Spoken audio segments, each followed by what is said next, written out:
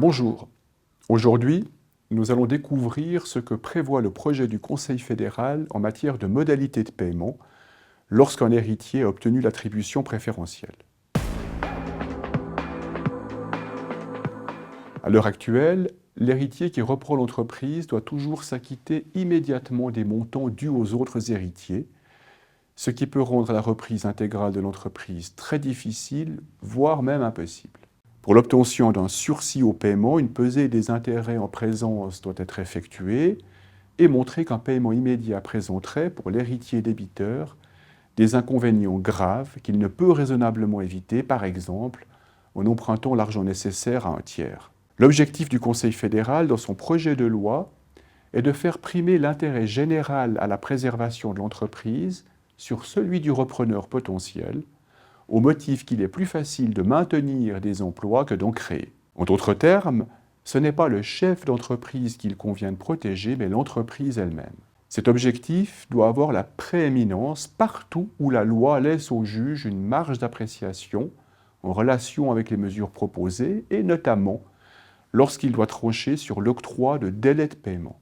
Il doit mettre en balance les intérêts en présence, non seulement pour décider s'il doit accorder le délai, mais surtout pour déterminer pour quel montant et pour quelle période les prétentions successorales des autres héritiers doivent être mises en attente.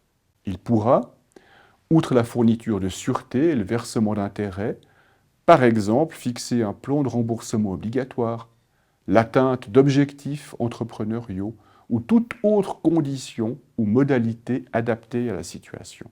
À titre de modalité du sursis, il est par exemple envisageable d'interdire à l'héritier bénéficiaire du sursis d'aliéner des participations dans l'entreprise sans l'accord des autres héritiers ou sans avoir, au préalable, honoré ses dettes envers eux résultant du partage.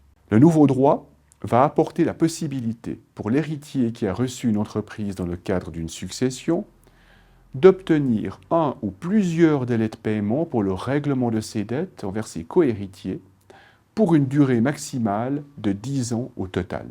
Ces délais de paiement ont pour but de laisser à l'héritier repreneur le temps de lui permettre de réunir les fonds nécessaires au paiement des créances des autres héritiers, par exemple au moyen des gains tirés de l'exploitation de l'entreprise.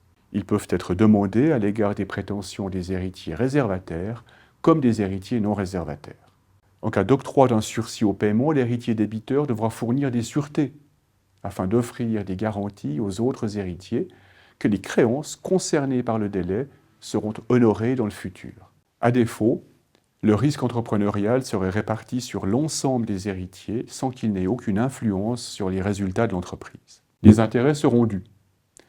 L'intérêt devra être fixé de manière équitable, donc tenir compte aussi bien des intérêts de l'héritier débiteur que de ceux des héritiers créanciers.